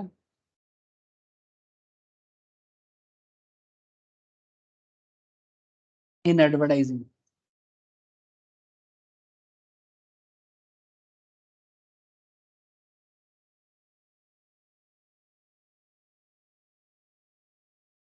एक बेसिक डेटा मुझे सामने आ रहा है सर। 2020 से लेके 25 के बीच में दुनिया भर में जो कंपनीज एडवर्टाइजमेंट से रेवेन्यू कमाते हैं उसमें हाईएस्ट लेवल ऑफ रेवेन्यू कमाते हैं गूगल। ठीक है, हाईएस्ट लेवल ऑफ रेवेन्यू कमाते हैं गूगल, फिर आता है फेसबुक, फिर है अमेजन, फिर है माइक्रोसॉफ्ट, उसके बाद है टिकटॉक। ये एडवर्टाइजमेंट में, ये जो ब्लू कलर का एरिया आप देख पा रहे हो, ये सब गूगल का एरिया है, ये सारा गूगल का एरिया है। ठीक है, ये जस्ट एक बेसिक चीज मैं बता रहा हूँ। आप इसी तरह की किसी भी चीज में देख सकते हो कि एक बिजनेस, इसलिए मैं आपको बोला कि गूगल प्योर मोनोपोली नहीं है। Google is not the pure monopoly. Pure monopoly मुझे और मिले कुछ तो मैं आपको जरूर बताऊंगा सर। जैसे एक एक कंपनी है परास डिफेंस बोल के, आई थिंक इसका, हाँ परास डिफेंस, इसका बिजनेस बड़ा अच्छा है सर।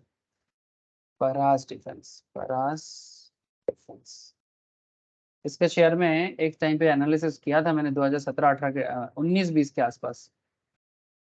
ये शेयर देखो आप, इसका लिस्टिंग हुआ था 400 490, मुझे नाम याद नहीं आ रहा था, 400 300 400 में इसका लिस्टिंग हुआ था। सेम डे पे यही शेयर, उसी दिन जिस दिन लिस्टिंग हुआ था मार्केट में 2021 में, सेम डे में यही शेयर 1200 में चला गया। अभी वापस नॉर्मल में आ गया, बिकॉज ये basically defence and technology, space technologies में इसका बिजनेस है। इसका कोई प्रॉपर कॉम्पिटिटर नहीं है। ठीक है, प्रॉपर कॉम्पिटिटर कोई नहीं है। ठीक है, और परास डिफेंस का फाइनेंस भी काफी स्ट्रांग है। चलो देखते हैं परास डिफेंस।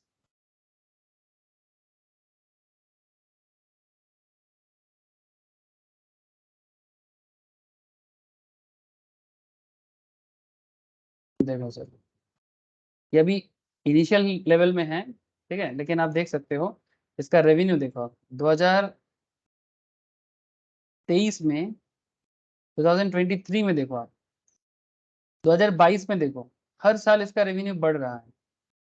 आप इसका कॉस्ट भी देखो, कॉस्ट कंपेरेटिवली कमी है, रेवेन्यू देखो हर साल थोड़ा थोड़ा करके बढ़ रहा है। 45 करोड़, 55 करोड़ का प्रॉफिट, 64 करोड़ का प्रॉफिट।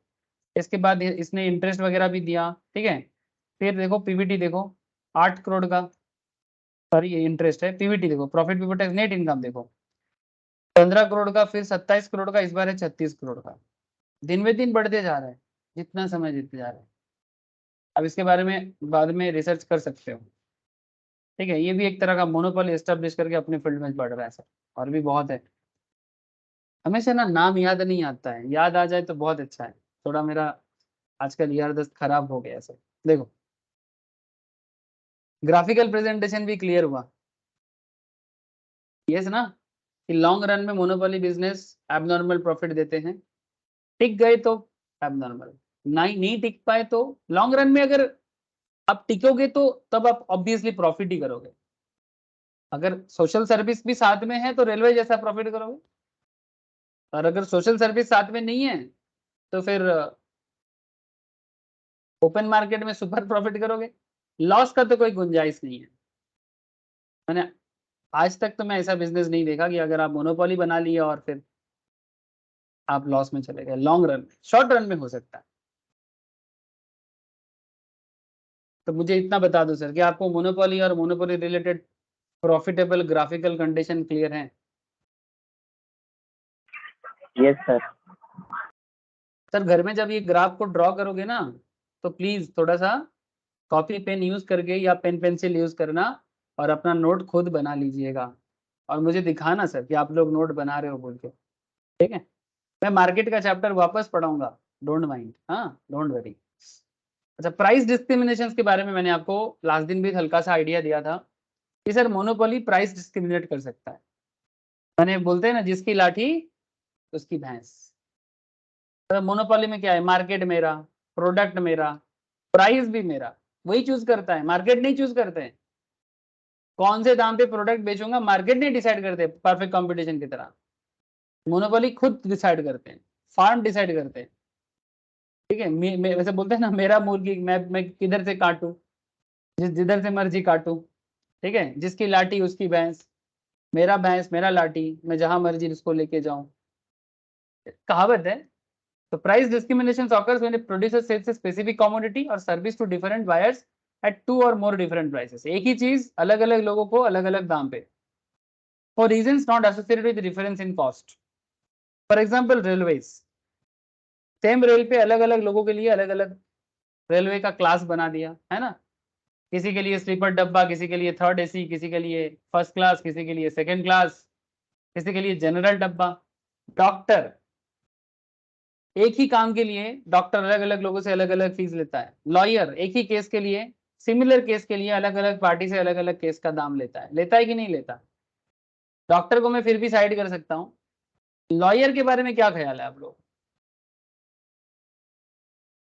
सिमिलर ऑडिट के लिए company to company, sorry client to client, similar case के लिए चेंज हो सकता है। Chartered accountant in practice similar audit के लिए एक बड़ा कंपनी का ऑडिट, मानो एक मल्टी बिलियन या मल्टी ट्रिलियन डॉलर का कंपनी का ऑडिट करेगा, ऑडिट चार्टर्ड फर्म का फीस अलग हो जाएगा। और वहीं पर अगर एक स्मॉल मीडियम एंटरप्राइज का ऑडिट करेगा, शायद मेहनत सेम लगे लेकिन चार्जेस डिफरेंट हो जाएगा, है ना। As per their service vary according to their income of their clients, client के इनकम के ऊपर डिपेंड करके आपका बदल जाएगा, चार्ज ही बदल जाएगा आपका। ऐसा डिस्क्रिमिनेशन होते हैं। जैसे जो लोग प्रोफेशनल्स होते हैं, इनका मोनोपोली रहता है, अपना दबदबा रहते हैं हमेशा, हर एक एरिया में आप देखना, चार्टर्ड अकाउंटेंट इन प्रैक्टिस का, लॉयर का, डॉक्टर का, इनका एक मार्केट में जहां है ये अपना मोनोपोली बना के रखा है अपनी सोसाइटी में। क्योंकि ज्यादा लोग जिस फील्ड में कम रहते हैं ना, अगर किसी पर्टिकुलर फील्ड में कॉम्पिटिटर कम है तो आप समझ लो कि एरिया में मोनोपोली बनेगा ही बनेगा, बनेगा ही बनेगा, कोई उपाय नहीं है। अब किसी को एक सिंपल सा फाइनेंस ऑडिट करवाना है, एक बैंक लोन पास करवाना है, एक टैक्स कंसल्टेंट करवाना है, कंसल्टेंसी, एक जीएसटी फाइलिंग करवाना है, हर काम के लिए चार्टर्ड अकाउंटेंट याद आ जाते हैं। जैसे गाना है ना, भीड़ में तन्हाई में मुझे तुम याद आते हो। बिजनेसमैन के लिए भीड़ हो या तन्हाई, मुझे तुम याद आते हो, चार्टर्ड अकाउंटेंट इन प्रैक्टिस ही याद आएगा। मतलब ये तो होना ही है, उपाय नहीं है। सर क्यों? क्योंकि इनके जैसे नॉलेज और किसी के पास है नहीं, इनके जैसा ऑथोरिटी और किसी के पास इतना है नहीं। हाँ ऑब्वियसली कॉस्ट अकाउंटेंट के पास ऑथोरिटी है, कंपनी सेक्रेटरी के पास भी थोड़ा ऑथोरिटी कुछ काफी सारा है, बट फिर भी चार्टर्ड जितना ऑथोरिटी किसी के पास नहीं है और नॉलेज। सो कहीं ना कहीं इंडिया में फाइनेंशियल सेगमेंट जो है, और not just in India, Indian chartered accountant is also very popular in Australia. मैं आपको बता दे रहा हूँ, they are very popular in UAE, Arabian nations and also in some other countries. But ये सब कंट्री में, काठमांडू, ये सब जगह में आप लोग देखिएगा, आप लोगों के प्रोस्पेक्टस के पीछे का कितना सारे देशों में इंडिया का एग्जाम, मतलब चार्टर्ड का एग्जाम होता है। कुवैत, अरबियन नेशंस, इसीलिए नाम एक साथ ले लिया, और भी 10-12 कंट्रीज में अलग से एग्जाम होता है। इसी से पता चलता है कि कहाँ कहाँ लोग रहते हैं और इस फील्ड के साथ जुड़े हुए हैं। ऑब्वियसली प्राउड फील करने वाली बात है, इसीलिए आप लोग इतना मेहनत करोगे तभी ना वो जगह में पहुंचोगे सर। प्राइस डिस्क्रिमिनेशन का ऑब्जेक्टिव क्या है सर? मैक्सिमम प्रॉफिट करना, सरप्लस स्टॉक डिस्पोज करना, इकोनॉमीज ऑफ स्केल, माने खर्चा कम, माने आमदनी 58, सॉरी खर्चा खर्चा 58, आमदनी 5%, ऐसा 50 पैसा खर्च करके 5% इनकम करना, ऐसा, ठीक है। फॉरेन मार्केट कैप्चर कर पाओगे आप, डिपेंड करता है, बट ये you can capture foreign market अगर आप प्रॉपरली मार्केट बना पाओगे। चार्टर्ड अकाउंटेंट के लिए फॉरेन मार्केट उस तरह से नहीं है, बिकॉज ऑथोरिटी चेंज हो जाएगा, बट आप समझ रहे हो बात को, बिजनेस का बात कर रहा हूँ, वॉट एवर। अगर आप मोनोपोली बना रहे हो तो आपका फॉरेन मार्केट में आएगा सब। इक्विटी थ्रू प्राइसिंग, मतलब इक्विटी थ्रू प्राइसिंग मतलब ओनरशिप के ऊपर डिपेंड करके आप अपना प्राइसिंग स्ट्रेटेजी बना सकते हो।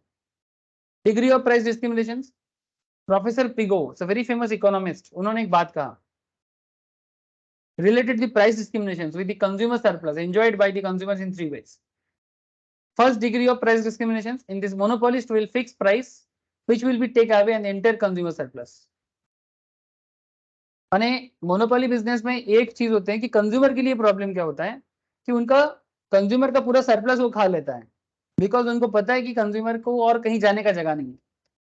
Second degree, take away the part of the consumer surplus, part, थोड़ा पूरा नहीं लेता, part. Third degree price discrimination क्या है? Monopolist charge different price in different sub market, sub market बना के काम करते हैं। जैसे आपको एक चीज बताता हूँ, अलग अलग बिजनेस का अलग अलग है। प्राइस डिस्क्रिमिनेशन का एक बड़ा एग्जांपल मेरे दिमाग में आया। सर आप लोग इस कंपनी के बारे में जानते हो? हिंदुस्तान यूनिलीवर,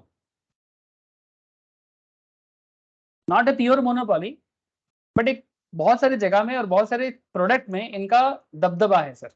माने कहीं ना कहीं हम बोल सकते हैं कि नो डाउट एक मोनोपोली बिजनेस अपने एरिया में बिल्ड करके रखा है। क्या प्रोडक्ट बनाता है हिंदुस्तान यूनिलीवर? क्या क्या प्रोडक्ट बनाता है? इसका पॉपुलर प्रोडक्ट प्रोडक्ट क्या है?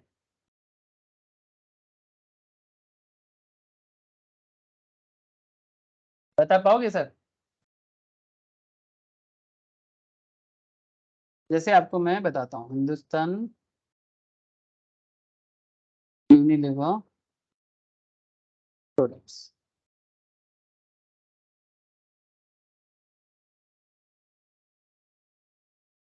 देखो मजा देखो sir. Rexona, Dove, lux, life boy, clinic plus, Sunsilk. Sunsilk भी शैम्पू है, क्लिनिक प्लस भी शैम्पू है। अलग नाम है, लोगों को पता ही नहीं है कि ये सेम कंपनी का प्रोडक्ट है। कौन सा चीज, मतलब सनसिल्क और सनसिल्क और क्लिनिक प्लस में which is expensive and which is cheap? बोलो, सस्ता कौन सा है, बोलो ना।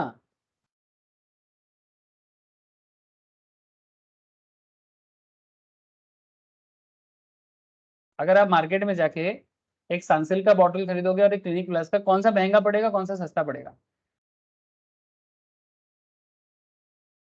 कोई क्लिनिक आइडिया है? प्लस सस्ता।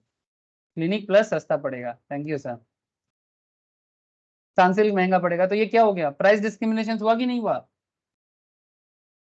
मिडिल क्लास के लिए सनसिल्क बना दिया, गरीब लोगों के लिए क्लिनिक प्लस बना दिया। समझ रहे हैं? लाइफ बॉय गरीबों का सामान है, डव थोड़ा हायर मिडिल क्लास के लिए है, लक्स मिडिल क्लास के लिए है, रेक्सोना थोड़ा हायर मिडिल और मिडिल के बीच में बांध सकते हैं, लिरिल भी।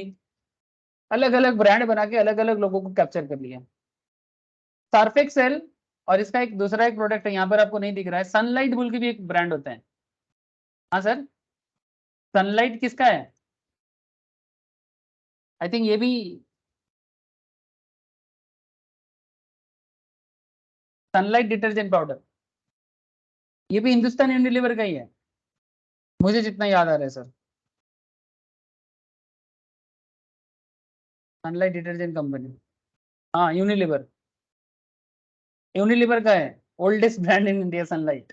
अच्छा, सनलाइट महंगा होता है मार्केट में कि क्या बोलते हैं उसको, सर्फ एक्सेल महंगा होता है?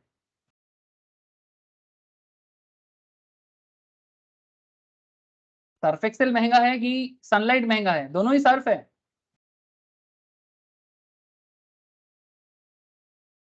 बोलो,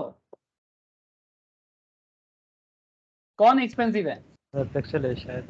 सर्फ एक्सेल। अब समझ पा रहे हो किस तरह से मार्केट को सब कैटेगरी में डिवाइड कर देते हैं? माने अलग अलग लोगों के लिए अलग अलग ब्रांड, लोगों को पता ही नहीं चलता है कि भाई कंपनी तो सेम है। जब कंपनी मोनोपोली में पहुंच जाते हैं ना, मैं बोला ना आपका। अच्छा, क्या लगता है आपको, साथ बनाने का टेक्निक अलग है क्या? हाँ, थोड़ा सा उसमें क्वालिटी को डिटर मतलब बढ़ाने के लिए, इसमें थोड़ा सा क्वालिटी को, लेकिन प्रोडक्शन एक ही जगह से होता है। सर्फ का जहां प्लांट होगा वहीं उसी सेम प्लांट से सर्फ एक्सेल भी बन रहा है, सेम प्लांट से क्या बोलते हैं, सनलाइट भी बन रहा है। ये होता है बिजनेस करने का तरीका। यूके का कंपनी है सर, इनको कुछ हो ना हो डिस्क्रिमिनेट करना आता है और मार्केट पकड़ना आता है। चलो सर, कोई बात नहीं, आप लोग समझ जाओ बिजनेस कैसे चलते हैं। Conditions for price, full control over supply, जब आपका सप्लाई पूरा कंट्रोल हो जाए ना, और कोई नहीं है सप्लायर, सर्फ से सप्लाई करने का और कोई नहीं है मार्केट में, जब ऐसा हो जाए तो आप इस तरह से मार्केट को गरीबों के लिए भी, बड़े लोगों के लिए भी, रिच के लिए भी, पोर के लिए भी, मिडिल क्लास के लिए भी मार्केट बना लो। डिवीजन ऑफ मार्केट इनटू 2 और मोर सब मार्केट, मार्केट को आप डिवीजन कर लेते हो, गरीबों का मार्केट अलग, मिडिल क्लास का मार्केट अलग, और रिच का मार्केट अलग, कंपनी वही है, different price elasticity under different market, no possibility of resale, resale करके कोई दूसरा बंदा नहीं कमा सकता, ऐसा कंडीशन जब मार्केट में अवेलेबल हो ना, जब ऐसा कंडीशन मार्केट में अवेलेबल हो तो प्राइस डिस्क्रिमिनेशन का एकदम परफेक्ट रेसिपी बन जाता है, और ये मोनोपोली बिजनेस करता है, ये मोनोपोली बिजनेस करता है। और आप लोगों को पहले ही मैंने बता दिया कि इक्विलिब्रियम कैसे वो उनको अचीवमेंट होता है, इक्विलिब्रियम अंडर प्राइस डिस्क्रिमिनेशन में, इन मार्केट ए, मानो एक ए मार्केट है जहां पर एमसी इक्वल्स टू एमआर है, ए मार्केट का, एक मार्केट बी है जहां एमसी इक्वल्स टू एमआर है, बी मार्केट का, एंड इन टोटल मार्केट क्या है, MC equals to A MR, ठीक है, मैंने aggregate marginal revenue, A for aggregate market, तो marginal cost equals to aggregate marginal revenue in total market, marginal cost equals to marginal revenue of A equals to marginal revenue of B in individual market, मैंने individual market से भी कमाएंगे, मतलब मैं आपको क्या क्या बोल रहा हूँ, गरीबों का मार्केट से सर्फ एक्सेल बेच के भी कमाएंगे, सनलाइट बेच के भी कमाएंगे, बट दोनों मार्केट अलग है, दोनों मार्केट अलग है। आप कभी गांव के ग्रोसरी दुकान में चले जाओ, एकदम कोर गांव में जहां आज भी प्रॉपर्टी इलेक्ट्रिसिटी नहीं पहुंचा है, वहां पर भी सार्फ मिलेगा, बट वहां पर आपको सार्फ एक्सेल नहीं मिलेगा। क्या मैं सही बोल रहा हूँ सर? आप भारत के ऐसे कोने में चले जाओ जहां पर अभी भी सुविधाएं नहीं पहुंचा है, जहां पर लोगों का अर्निंग उतना नहीं बढ़ा है, सार्फ तो है पर सार्फ एक्सेल नहीं है, लक्स साबुन मिल जाएगा, लाइफ बॉय भी मिल जाएगा, पर डव या रेक्सोना नहीं मिलेगा,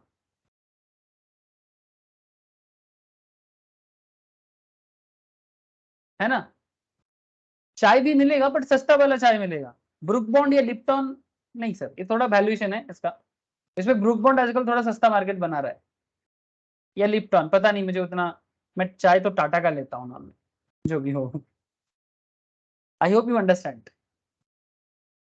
इस तरह से आप अगर रिसर्च करोगे ना, आपको पता लगेगा सर कि किस तरह से मोनोपोली बिजनेस अपना सिचुएशंस को डेवलप करते हैं और सुपर सुपर प्रॉफिट बनाते हैं sir, super super profit. Hindustan Unilever का बिजनेस देखोगे तो चौंक जाओगे, इसका फाइनेंशियल चेक करोगे, देखो सर, हार्टफेल ना हो जाए, बैलेंस शीट देखोगे तो एसेट देख के हार्टफेल हो जाओगे, इतना कमाया, बहुत पुराना कंपनी है, ठीक है सर। हर साल मोटा मोटी 10,000 करोड़ इनकम करने इनके लिए नॉर्मल बात हो गया आजकल, अर्निंग पर शेयर भी चेक कर सकता है। तो ठीक है, मैं ज्यादा शेयर वगैरह में बात नहीं कर रहा, मैं फाइनेंस को समझाने का कोशिश कर रहा हूँ आपको, और ये सब फाइनेंशियल कॉन्सेप्ट एक्चुअली इकोनॉमिक्स से डेवलप होता है, और आज मैं आपको मोनोपोली मार्केट का सारा इंपॉर्टेंट, मैं आपको मोनोपोलिस्टिक बताऊंगा, जो मोनोपोली और परफेक्ट कंपटीशन का हाइब्रिड है। मोनोपोलिस्टिक क्या है? मोनोपोली एंड परफेक्ट कंपटीशन का हाइब्रिड। और एक चीज बताऊंगा मैं आपको, ऑलिगोपोली, ठीक है, ये दोनों चीज बताऊंगा ना तो आपको मार्केट रिलेटेड जो अलग अलग कॉम्पिटिशन है इसका एक कंप्लीट आइडिया समझ में आएगा, और जैसे ये और एक क्लास लगेगा सर, ठीक है, फिर मैं मार्केट को थोड़ा ऑफ करूंगा और पूरा बेसिक्स को स्टार्ट करूंगा, जहां पर मैं सिर्फ और सिर्फ बेसिक्स ऑफ इकोनॉमिक्स में बात करूंगा, ठीक है। जो लोग बेसिक्स ऑफ इकोनॉमिक्स ऑफलाइन में ऑलरेडी करना चालू कर दिए हो उनको भी पता है, ठीक है, और जिनका भी ऑफलाइन स्टार्ट नहीं हुआ वो ऑनलाइन में मैं फिर से बेसिक क्लास स्टार्ट कर दूंगा, तो ऑनलाइन ऑफलाइन दोनों जगह में बेसिक्स ही करूंगा, फिर मैं मार्केट को वापस बाद में लूंगा जब मैं सारा टॉपिक कवर कर लूँ, ठीक है। सर आप लोगों को एक अनाउंसमेंट करना है, टुमारो से लेके, मैंने 22 तारीख से लेके 27 तारीख तक मेरा एज वेल एज मैम का सारा क्लासेस ऑफ रहेगा, ठीक है, फ्रॉम 22 से लेके 27 तक, क्लासेस फिर से 28 से स्टार्टेड होगा। मैं फर्दर अपडेट आप लोगों को प्रोवाइड करता हूँ। तब तक घर पे जहाँ तक पढ़ाई हुआ है आप लोग रिविजन्स देते रहिएगा। किसी का कोई क्लास मिस है तो वीडियो सुन लीजिएगा, बैकअप ले लीजिए, ठीक है। और बाकी बात सर आके करेंगे सर। कुछ दिनों के लिए मैं थोड़ा सा नेटिव जाऊंगा, ठीक है। तो मैं आशा करता हूँ कि आप लोगों को मेरा सारा बात समझ में आया। क्लास बोझा गया तो आज के। Yes sir. Okay Somnath, okay Krish, Raunak, Sahil, Tushar, ठीक है सर। फिर बाय, फिर good night. Thank you sir. Okay, thank you. Next week मिलेंगे सर, बुधवार या बृहस्पतिवार, ठीक है। Okay sir, thank you sir. Okay sir, okay sir. Bye.